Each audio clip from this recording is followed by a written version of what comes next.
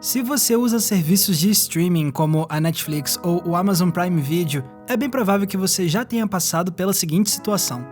Primeiro, você entra na plataforma, e aí você passa a próxima meia hora ou até mais tempo vagando pelas opções de filmes e séries sem conseguir escolher o que raios você vai assistir. Afinal de contas, você quer fazer uma boa escolha para garantir que o seu precioso tempo livre foi bem aproveitado, não é? Mas quando se tem um mar de conteúdos disponíveis, como saber de fato quais obras são as melhores para passar o seu tempo? Obviamente, eu também já passei por essa situação incontáveis vezes. E alguns dias atrás eu pensei como seria bom se essas plataformas apostassem mais em uma coisa que se perdeu um pouco nessa era do streaming: a curadoria humana. No mundo da arte, um curador é uma pessoa de conhecimento especializado que faz a ponte entre uma coleção de obras e o público que vai conhecer esses trabalhos.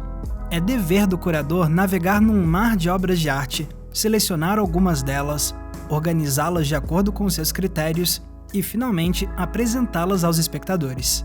Ou seja, essencialmente, a curadoria é um direcionamento que especialistas dão para nós, do público. E durante a minha vida, a curadoria humana foi parte integral da minha relação com os filmes. Por exemplo, toda semana eu ia na locadora de filmes com meus pais. E quando eu sentia que precisava de uma orientação, eu sempre podia contar com os donos das locadoras. Verdadeiros cinéfilos que sempre sabiam recomendar quais filmes mereciam a minha atenção. The Howling, horror straight ahead. Okay, thanks. Aliás, até mesmo na TV era comum ter algum tipo de curadoria humana, principalmente graças às sessões de filmes que contavam com apresentadores especializados em cinema. Nos Estados Unidos, isso sempre foi uma tradição, com vários anfitriões ganhando fama por suas seleções de filmes e por seus comentários informativos e instigantes sobre essas obras. Algo que também tivemos aqui no Brasil, a propósito. Por exemplo, eu penso imediatamente no trabalho do crítico de cinema Rubens Evald Filho com o seu Clube do Filme, na TV Cultura. Kirk faz o escravo gladiador Espartacus, que lidera a maior rebelião de escravos da história do Império Romano, enfrentando o governo corrupto de senadores e do imperador. Mas então por que essa curadoria é valiosa? Bom, em primeiro lugar, porque curadores sabem do que estão falando, graças à bagagem e à experiência que têm. Só que, mais do que isso, é porque eles são apaixonados. Por trás de cada sugestão feita por um curador, existe toda uma história pessoal de admiração pela arte do filme. E o fato deles quererem compartilhar essa paixão com a gente é o que faz a curadoria deles ser algo tão especial. We're going to have some Bob's Picks, where I pick a few movies that maybe we haven't shown on TCM in primetime hours for quite a while, or perhaps a movie we've never shown before, or maybe a little-known movie I think deserves more attention than it's ever been given. Só que com a chegada do streaming, a gente foi perdendo muito dessa experiência. Porque quem governa em plataformas digitais não são os humanos, mas sim o algoritmo. Mas não me entenda mal, isso aqui não é um daqueles lamentos do tipo hoje tudo é ruim, bom mesmo era na minha época. Por mais que eu tenha nostalgia pelos tempos antigos, eu também adoro o fato de termos o streaming hoje. Porque essa tecnologia nos deu uma flexibilidade enorme para ver filmes, além de ter nos dado acesso a acervos gigantescos. E nada disso seria possível sem os algoritmos, que processam essa carga enorme de dados para a gente. Mas, ao mesmo tempo, é evidente que os algoritmos de streaming têm suas limitações quando o assunto é nos ajudar a escolher algo para ver. Claro, serviços de streaming já nos recomendam filmes e séries baseados no histórico do que vimos na plataforma. Mas quando a Netflix te indica essas outras obras, é porque o algoritmo detectou que elas têm categorias semelhantes de gênero e não porque o algoritmo acha que essas obras sejam boas. Justamente porque isso é algo que inteligências artificiais ainda não conseguem fazer por si próprias: avaliar a qualidade de uma obra de arte. Até porque qualidade artística não é algo que possa ser medido objetivamente. Não tem como o algoritmo aplicar uma fórmula matemática a um filme para avaliar se ele é bom ou não e a partir daí te indicar se ele merece a sua atenção.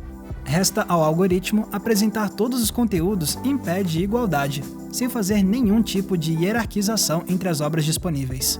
E é por isso que as recomendações algorítmicas podem parecer tão limitadas pra gente. Não é à toa então que a gente sempre esteja buscando em outros sites por artigos e vídeos com indicações de filmes para ver no streaming. Para muitos de nós, os criadores de conteúdo online ajudam a nos dar esse direcionamento humano para obras que merecem destaque. Mas seria ainda mais interessante se tivéssemos essa experiência de curadoria humana embutida nas próprias plataformas de streaming, porque isso poderia enriquecer de diferentes formas a experiência dos usuários com o acervo. O benefício mais óbvio é que curadores de fato podem fazer indicações baseadas em uma avaliação crítica da qualidade dos filmes e séries, como o algoritmo não consegue fazer. Algo que de fato pode separar o joio do trigo e direcionar a gente para obras muito boas. Além disso, a curadoria humana na plataforma pode ajudar espectadores a saírem da zona de conforto. Afinal, o algoritmo é programado para nos dizer: se você gostou disso, que tal experimentar isso? Ah, se você assistiu isso, provavelmente deveria ver esse filme similar aqui. E claro, isso é um princípio inteligente, porque nós temos mesmo essa tendência a querer repetir experiências boas. Mas, por outro lado, só recomendar coisas parecidas com coisas de que já gostamos também é um jeito de nos incentivar a permanecer dentro de uma espécie de bolha cinematográfica, sempre vendo o mesmo tipo de conteúdo e nunca nos aventurando o suficiente para descobrir algo que seja realmente diferente. Mas uma curadoria humana pode fazer justamente o oposto.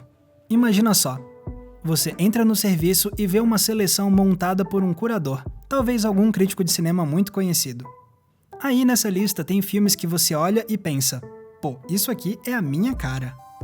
Mas lá também tem 1 ou 2 filmes que você normalmente nem pensaria em assistir, aquelas obras que o algoritmo não te recomendaria baseado no seu histórico. Só que você sabe que aquela lista foi montada não por um computador, mas sim por uma pessoa que entende de cinema. E se ela está indicando aqueles filmes diferentes, deve ser porque eles realmente são bons. Então por que não dar uma chance e ver algo fora da sua bolha?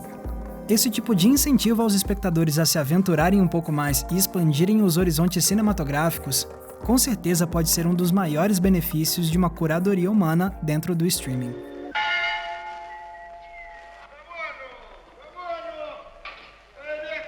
Outra vantagem de ter curadores dentro da plataforma de streaming é o benefício do contexto. Imagina se os serviços de streaming disponibilizassem não só uma seleção de filmes feita por curadores, mas também colocassem esses curadores para escrever pequenos textos ou gravarem vídeos curtos com informações e comentários sobre o porquê dessas obras serem relevantes. Seria um ótimo jeito de dar a opção de expandir a experiência do filme para aqueles espectadores interessados nesse tipo de coisa. Já pensou que legal seria ver o Scorsese em algum serviço de streaming fazendo uma introdução como essa? Johnny Guitar is one of the cinema's great operatic works, meaning that it is pitched from beginning to end in a tone that is convulsive and passionate. Sem contar que curadores também poderiam fazer uma valiosa contextualização com filmes clássicos que trazem representações antiquadas e ofensivas. Vamos pegar o streaming da Disney como exemplo, o Disney Plus. Como apontou Josh Spiegel em um artigo para o Slash Film, o Disney Plus tem indicado com um discreto aviso quando filmes têm representações ofensivas de grupos raciais, como em Dumbo ou em Os Aristogatos. Mas colocar o mesmo aviso genérico de 2 linhas em um cantinho das páginas de vários filmes não é lá muito esclarecedor. Como e por que essas representações são ofensivas? Quais cenas e personagens especificamente podem representar preconceitos? Essas coisas podem não ser óbvias para muita gente, especialmente para o público infantil que vai ver esses filmes. É nessa hora que um curador pode ser muito importante, já que a Disney poderia contratar um especialista para apresentar uma breve introdução explicando de forma mais detalhada o porquê desses elementos serem problemáticos. E talvez você diga: ah, Max, a Disney nunca faria isso, seria chamar atenção demais para algo que mancha a própria imagem da empresa. Mas acontece que a Disney já fez isso antes, com uma coletânea de DVDs de animações antigas do estúdio. Para esse projeto, eles convidaram o crítico e historiador Leonard Maltin para fazer exatamente esse tipo de contextualização histórica sobre representações ofensivas. Então, repetir a estratégia no Disney Plus seria uma forma de tornar a experiência dos espectadores desse streaming ser ainda mais informada e mais crítica. Most depictions of black people in those days were backward, just as ignorant as the stereotyping of many foreigners and immigrants. E não sou só eu que tenho sentido falta de mais curadoria humana nos serviços de streaming. Os próprios serviços de streaming já entenderam que isso de fato pode ser não só algo bom, mas também um fator diferencial para se destacar dos competidores. Ainda mais no mercado atual em que surgem cada vez mais serviços de streaming. A maior prova disso está no fato da própria Netflix ter começado a testar um novo recurso de curadoria humana em alguns países no fim do ano passado. Infelizmente, o Brasil parece ter ficado de fora, mas a ideia me parece muito boa. Chamadas de coleções, elas são listas de filmes escolhidos não pelo algoritmo, mas sim por especialistas em filmes. A princípio, essas listas até podem parecer com aquelas subcategorias específicas que a Netflix tem há algum tempo, com títulos como Para Dar Risadas ou Indicações Premiadas. Mas o fato de ter pessoas fazendo essa seleção de filmes e não o algoritmo faz com que as coleções tenham um valor diferente. Só que não ache que a Netflix está inovando ao testar esse recurso. Porque a verdade é que outros serviços de streaming mais de nicho já têm apostado na curadoria humana há bem mais tempo. Um dos melhores exemplos é o Shudder, um streaming americano especializado em filmes de terror. Além do catálogo de filmes para ver a qualquer hora, eles criaram também um programa ao vivo transmitido pela própria plataforma, chamado The Last Drive-In, apresentado às sextas-feiras por Joe Bob Briggs. Briggs é um apresentador que ficou famoso na TV fazendo curadoria de filmes de terror e introduzindo essas obras a milhares de espectadores. E o trabalho de curadoria do Briggs no streaming do Shudder tem feito muito sucesso. The Last Drive-In se tornou um dos carros-chefes do serviço, com o programa entrando nos trending topics do Twitter toda vez que vai ao ar. Before I introduce our kickoff movie, which is Tourist Trap, from 1979. Any Tourist Trap fans here? We're starting with Tourist Trap. E se olharmos para outros streamings de nicho, vemos que cada um tem usado a curadoria humana com estratégias diferentes. O Criterion Channel, por exemplo, é referência em filmes cult. E além de ter milhares de títulos disponíveis, eles também disponibilizam várias coleções temáticas de filmes, sempre montadas por experts da Criterion Collection. Outro streaming especializado em filmes cult é o Mubi. E o modelo deles é bem diferente. Porque em vez de terem um catálogo de centenas ou milhares de filmes para você ver quando quiser, o Mubi coloca seus curadores para escolherem por volta de 30 filmes para montar a seleção de um mês específico. Aí, quando muda o mês, aqueles 30 filmes saem do catálogo e dão lugar a uma nova seleção de 30 filmes. Ou seja, toda a experiência do Mubi é fundamentada numa curadoria humana muito especializada, levando isso quase a um nível extremo. Aliás, até mesmo em streamings brasileiros a gente tem visto uma valorização da curadoria humana. Basta olhar para o Telecine. E aqui vale um aviso. Recentemente eu fiz vídeos aqui no canal que foram patrocinados pelo Telecine. Mas este vídeo aqui que você está assistindo não é patrocinado por eles. Eu tô mencionando o Telecine agora porque eles realmente são relevantes para o nosso debate de hoje. Primeiro porque eles também têm apostado em listas de filmes montadas por pessoas, em coleções que eles chamam de Cinelists. E para além das listas temáticas, eles também apresentam seleções de filmes montadas especialmente por apresentadores do Telecine e por redatores de grandes sites de cultura pop, como o Cinema com Rapadura e o Papel Pop. E por mais que seja muito bom ver esses streamings apostando em curadoria humana, também é inegável que tem um peso diferente quando a Netflix começa a testar esse recurso. Afinal, eles são a maior referência em streaming do mundo. E ter o líder do mercado valorizando a curadoria humana pode acabar incentivando ainda mais serviços de streaming a fazer a mesma coisa.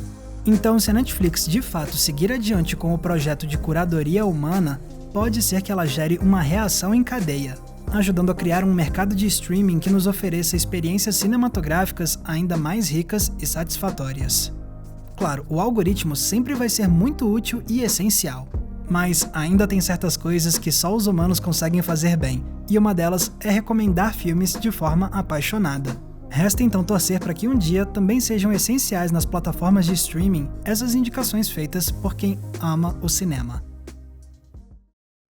Galera, muito obrigado por terem conferido o episódio de hoje. E pessoal, lembrando, se vocês querem ver ainda mais conteúdos produzidos por mim, vocês têm algumas opções. A primeira delas é você me seguir lá no Instagram, porque eu tenho publicado conteúdos exclusivos para essa plataforma. Basta você procurar com @maxvalarezo. E a outra opção é você se tornar um apoiador do Entreplanos lá no Apoia-se, porque eu produzo conteúdos exclusivos para os nossos apoiadores como forma de agradecimento por eles ajudarem a financiar o nosso trabalho todos os meses. Para conferir os detalhes da nossa campanha, é só clicar no link que está aqui embaixo na descrição.